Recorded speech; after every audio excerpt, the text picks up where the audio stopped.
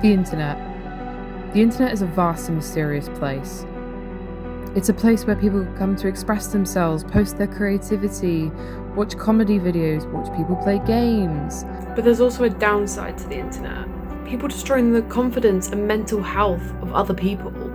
Influencers who are posting out a negative message, not just to their fans, but to everyone.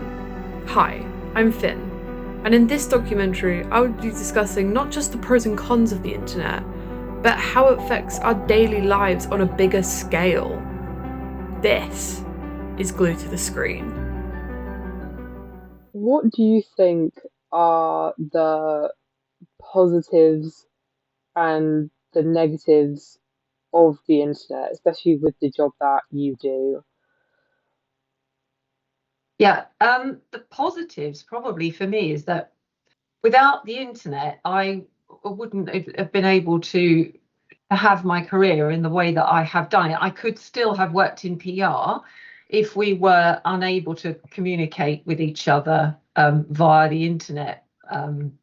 But you know, back in the day, if you typed an article or say a press release and you wanted it to go to a publication or a journalist, you'd have to save it onto a floppy disk and actually physically send it. And you would probably also include a printed out hard copy because you couldn't be sure that they would be able to use the disk once it got there. So that's how it was 30 years ago.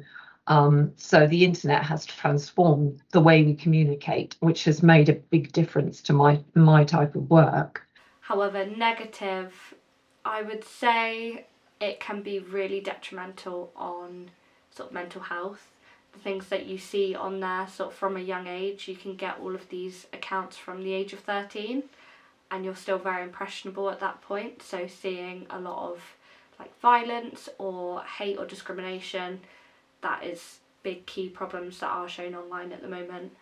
And also just experiencing sort of hate towards you as someone that posts videos quite a lot. I do sometimes get a lot of people that will comment about how I look or my weight and stuff like that, so that can also be quite detrimental to like your mental health and stuff like that. Who has influenced kind of like us on the internet, or like, you know, you on the internet, like what impact have they had on you? A really quite wide range of influences, varying from obviously child friendly to Markiplier, who's a bit better, to Jack, whose language was awful, but you know, it's Jack. He was never rude or anything. He's never been a bad influence. And then Logan Paul. And then for recent dramas like Dream and Wilbur and like to be fair, those are the only massively problematic ones out of the lot. There's an account on TikTok and they work in a post-editing house and they make lots and lots of videos about their day-to-day, going to work. They've got a disability as well, which makes it even more interesting because they show you how they deal day-to-day, just with like general life problems that they have, but also them going to work and how accessible it is for them to be able to build a career, even needing sort of extra accessibility needs at work. And that sort of influenced me to go into TV and film because I found it so easy, the path that they took and the route that they went down. And as someone that didn't go to uni, it was quite difficult for me to navigate how I could work my way in and how I could make connections. What do you think it's going to be like for then the next generations sort of come along? And how do you think how much it's changed since, say, like you first had sort of access to the internet? Gosh, I first had the internet before the internet I had the internet. Used a thing called Janet, which was a joint academic network.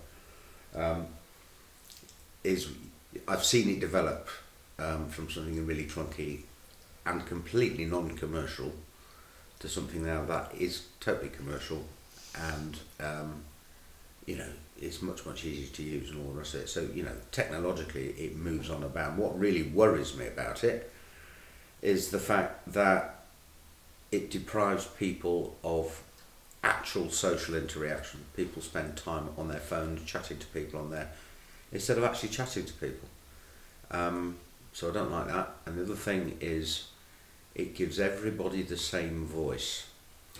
And it doesn't matter how knowledgeable you are, how clever you are, whatever, everybody has the same voice. And at one level that's very equal, but you have an awful lot of people ranting on a view that if they were in a room with people, people wouldn't tolerate.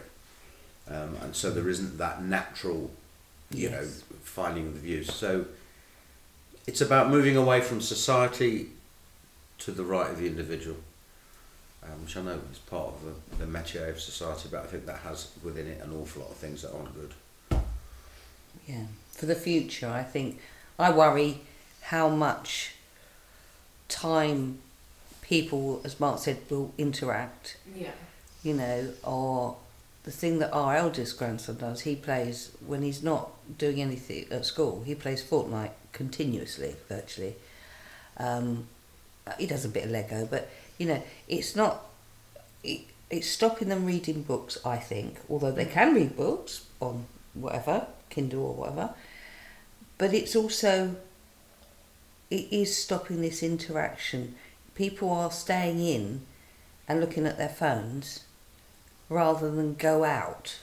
But even when they are going out, you go out to a restaurant, People have a an phone. awful lot of people don't talk to each other, they're just on their No. phones all the time. Yeah. And on a bus, for instance, you know, I know we're British and we don't talk to people on buses, but you do sometimes. Yes. And everybody just sits on their phone or a train, whatever vehicle it is. And even when Mark's driving, I sometimes sit on my phone and play a game. Now, he can't do that. I mean, we can listen to music together, but it's stopping natural conversation. I do think, I worry about, I don't know, my eldest granddaughter, you know, people bullying her or boys showing her dick pics or what they're called, you know, all that sort of stuff. And that's worry. The future generations, it does worry me, but it is doing some good as well. So it'll just be what it'll be. There's nothing I can do about it. You know, you are a parent and you have children and you've given them that device. With such content on social media, you know, do you believe it should be handled better by the government and those tech companies for children? And what could they do Yes. better so, you know, people aren't seeing such content? Mm. Well, as a non-expert, I would say they probably do need to look at their algorithms. I'm not a child, but I would prefer sometimes not to see some of the things that pop up that they think I might well be interested in. Yeah. I'm not talking about porn or anything like that, but, you know, political things where you might have looked at a post and you think, I didn't really need that. So if that sort of thing is happening 100-fold to younger people who are trying to find out about themselves, I think the tech companies should do better. I think the government, I know they've got the online safety bill, but I think there are still questions around how well that is being rolled out. I think that there could be a lot more help out there, especially when it comes to people reporting sort of the hate crimes or discrimination.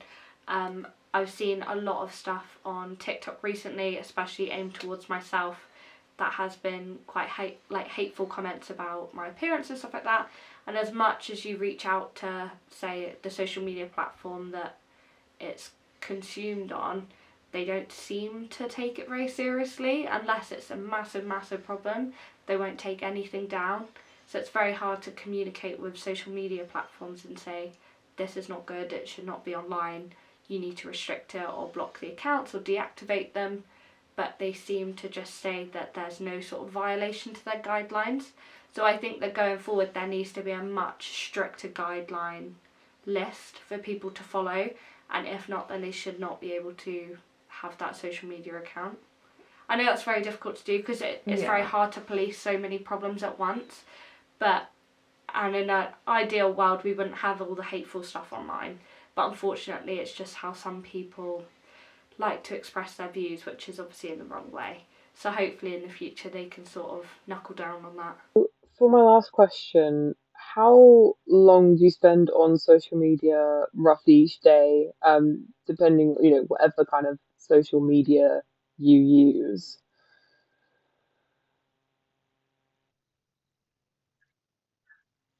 I would say on a weekday, it's no more than 2 hours. If we count LinkedIn as social media, then I for the business, I do a fair amount on LinkedIn. And Twitter, which has a crossover really, because most businesses and most media companies still, they go to Twitter for their information. They use Twitter to get information out there. So I do look at Twitter, and I know we should all call it X now, but Instagram I like. And yes, there is a business element, but that's mainly personal. YouTube to a certain extent, but not as much. So those are the ones I use, and as I say, probably not more than 2 hours a day. I'm probably on it, I don't know, a couple of hours, more than that. I mean, I play games, if that's what you mean. That's not social media. No. Facebook, I'm probably on 2 or 3 hours a day, maybe more. If that's what you say. Yeah. No, I don't use it. He doesn't use social media. Obviously it's all sort of personal use for me because we don't use it too much at work, which is very good. I might have a podcast on in the background or a YouTube video playing on the background as background noise whilst I'm in the office. Or I might even have it at home just so it's not so quiet if none of my family are here at the time. But I tend to try and stay away from social media apps, especially during work hours and during the day, because it's so distracting. So I used to spend a lot of time on different apps, especially Instagram, TikTok. But now hopefully I'm trying to separate myself away from it, so I'm only going on it a little bit at a time. And I feel like half the stuff on that is just melting my brain cells. Yeah, no, I absolutely agree. It's like the amount of stuff I've seen these days, or it's like what kids are going on about now. Yeah, I know. I'm like sat there like, what does this mean? Yeah. It's that whole 6-7 thing. Yeah, right. Everyone's like 6-7. I'm like, what is this? I've seen it chalked on the pavement outside everywhere. my house. Yeah. And I'm like, what is this? What does this mean? It's a bunch of rubbish. It is. I tried to look it up. I'm like, I'm too old for that. Yeah, I don't understand any of it. I had to get someone to explain it to me. But it's even with like TikTok trends and stuff like that. I tend to sometimes do it on my TikTok if it relates to theme parks and stuff. But the stuff that people do now online is just crazy to me. Like I would never. I mean, fair enough that people have the confidence to do some of like the dances and stuff on TikTok. But I sit there and I'm like, I could never do that. No. It's like, my brain cannot compute half these things. Or I think one of the other trends that I saw was that, do you remember that ballerina cappuccino thing? Oh God, yeah. That weird sausage, that stick one with the legs, that freaks me out. But yeah, why is that even online? Where did that come from? I don't know. It's so odd. Pretty bizarre.